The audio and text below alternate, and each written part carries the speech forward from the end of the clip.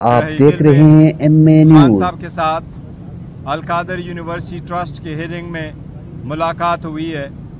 Al-Qadir university trust के case पे हम आपको ज़रूर ज़िक्र करते हैं और ख़ान साहब ने आज भी इस पे मीडिया से गुफ्तगू की है कि नेशनल अकाउंटेबिलिटी ब्यूरो इस वक्त ऑल आउट है, जो सिर्फ़ और सिर्फ ख़ान साहब को टारगेट किया है।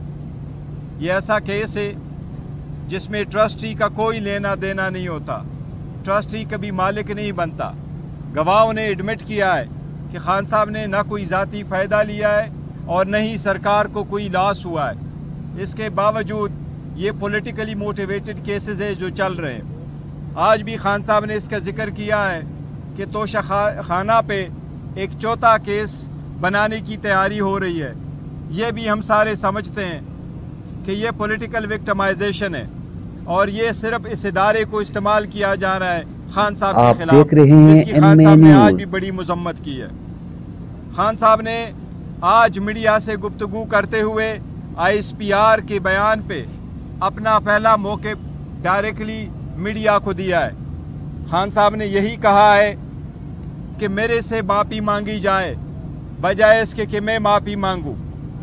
हम 9 मई की मजम्मत कर चुके हैं पहले भी और आज भी हम उसकी मजम्मत करते हैं, लेकिन हमने यही कहा है ये किसने करवाया।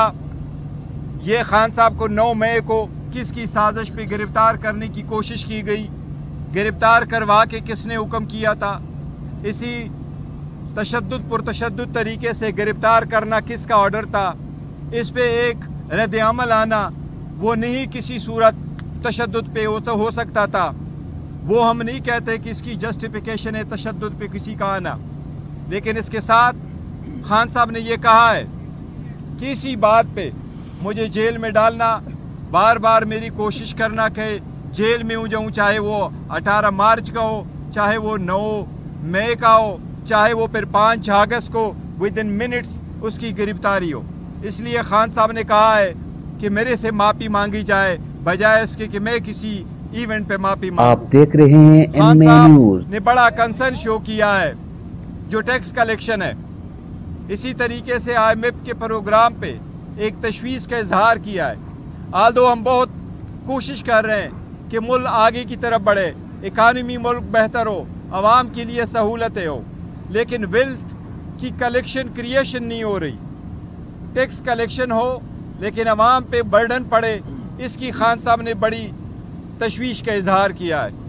इस बात का भी इजहार किया है कि जो एब्सोल्यूट पावर होता है वो बंदे को करप्ट करता है। कोशिश की जा रही है कि सारे ताकतों का सरचश्मा ताकतवर लोग हो। इसलिए ख़ान साहब ने इस पर तशवीश का इजहार किया है कि रूल ऑफ लॉ हो तो टैक्स कलेक्शन भी होंगे, इकानमी भी होगी और पॉलिटिकल स्टेबिलिटी होगी तो मुल्क की तरक्की भी होगी। इन चीज़ों के अलावा न मुल्क की तरक्की हो सकती है न मुल्क आगे की तरफ बढ़ सकता है। आप जलसे की इजाज़त नहीं देते एक स्पेसिफिक पॉलिटिकल पार्टी को जो पाकिस्तान तहरीक इंसाफ है या उसके अलायंस है।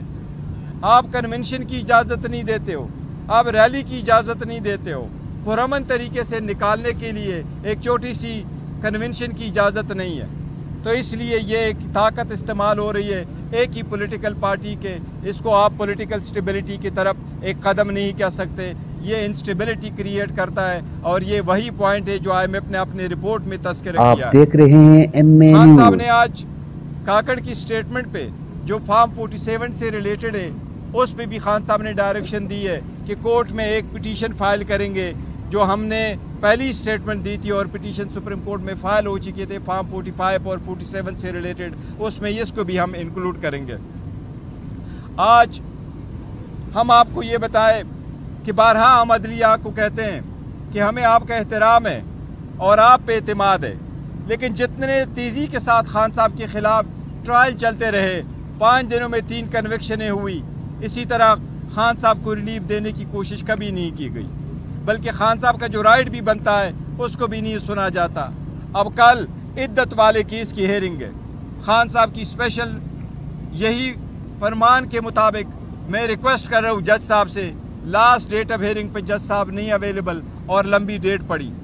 फिर प्रोसिक्यूशन की तरफ से ताखीरी कार्रवाइयाँ की जाती है اور ہر مرتبہ کوئی نہ کوئی بہانہ کیا جاتا ہے.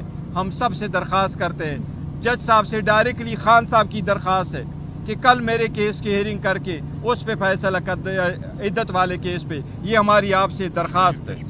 کشمیر والے ایشو پہ خان صاحب نے تشویش کا اظہار کیا ہے. خان صاحب نے امید ظاہر کی ہے کہ یہ سنجیدہ معاملہ ہے. آپ دیکھ رہے ہیں ایم اے کشمیر کے نیوز. معاملے پہ سیاست کے بجائے تحمل سے کام لیا جائے. کشمیر کے معاملے پہ خان صاحب نے کیا ہے کہ آپ نے حکومت ایک پارٹی کی ختم کروائی. عوام ریلیف مانگ رہی ہے, مہنگائی سے لوگ تک چکے ہیں. عوام کے مطالبات بجائے اس کو صحیح طور سے ایڈریس کیا جائے. پاکستان تحریک انصاف عوام کے مطالبات کے ساتھ کھڑی ہے.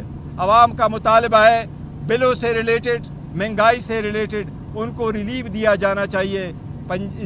کشمیر بڑا ایک سینسٹیو ایشو ہے, اس پہ ایک اچھا موقع پانا چاہیے اور کشمیر کے عوام کو ریلیف دینا چاہیے جو ان کا حق بنتا ہے. آپ دیکھ رہے ہیں ایم اے گواہ کی نیوز. سٹیٹمنٹ آئے ہیں, آپ لوگ وہاں بیٹھے ہوں, گواہ جتنے بھی آ رہے ہیں, مین سٹیٹمنٹ یہی ہے کہ یہ پیسے جو جہاں جمع تھے اس پہ تو obviously ایک پروفٹ بیئرنگ اکاؤنٹ میں ہوتا, اس پہ پیسے کتنے بنے اور کتنی اماؤنٹ بنی اور کس اکاؤنٹ میں ہیں, یہ تو فیکچول ایشو ہے. وہ آئے ہوئے ہیں اور وہ وہاں موجود ہے, وہ پیسے موجود ہے. دس از ون تھنگ جو ہمارا موقع پہ اور خان صاحب ایکچولی بتانا چاہ رہے ہیں وہ یہی ہے کہ فائنانشیل آفیسر آیا تھا یونیورسٹی کا, اور جو سرکار کے باقی گواہ آئے تھے, دو چیزوں کا بڑا ایڈمٹ کیا انہوں نے. پہلی چیز جو انہوں نے ایڈمٹ کی ہے وہ یہ ہے کہ اس ٹرانزیکشن سے سرکار کو لاس نہیں ہوا ہے. اور دوسری چیز جو انہوں نے ایڈمٹ کیا وہ یہ ہے یس خان صاحب کو اس سے کوئی فائدہ نہیں ہوا, نہ اس نے ذاتی فائدہ لیا ہوا ہے. اور تیسری چیز جو یونیورسٹی والے ہیں انہوں نے کہا یس ٹرسٹی کو بھی مالک نہیں بنتا, یہ ٹرسٹ کی اکاؤنٹ ہے اور ٹرسٹ کی ملکیت ہے. آج خان صاحب نے بھی آپ کو کہا کہ کیا شوکت خانم میری ملکیت ہے, کیا نمل یونیورسٹی میری ملکیت ہے. وہ آلموسٹ 1000 کنال پہ ان کی کنسٹرکشن ہو چکی ہے, اس لیے ٹرسٹی کبھی مالک نہیں بنتا, یہ اس کی ذاتی ملکیت نہیں بنتا. اس لیے خان صاحب دیکھ رہے ہیں خان صاحب کی مذاکرات کے سلسلے میں آج بھی وہی پیغام ہے کہ میں پہلے کہہ چکا ہوں ڈائیلاگ ہونے چاہیے, لیکن ڈائیلاگ میں کر رہا ہوں, میں ڈیل نہیں کر رہا. اور جب ہم ڈائیلاگ کر رہے ہیں تو پاکستان کے لیے ہی کر رہے ہیں, نہیں ذاتی مفادات اور اناروں کے لیے کر رہے ہیں. اس بات کا ضرور ایک ہے کہ رانا ثناء اللہ نے جو سٹیٹمنٹ دی ہے یہ اس بات کا موقف ہے کہ وہ ایک بھی چیز مان چکا ہے کہ یس خان صاحب ایک حقیقت ہے, پاکستان تحریک انصاف حقیقت ہے, پاکستان تحریک انصاف کی جو وکٹری ہے وہ ایک حقیقت ہے. وہ فائنلی یہ مان چکے. دس اے گڈ سائن کہ یہ انہوں نے یہ مان.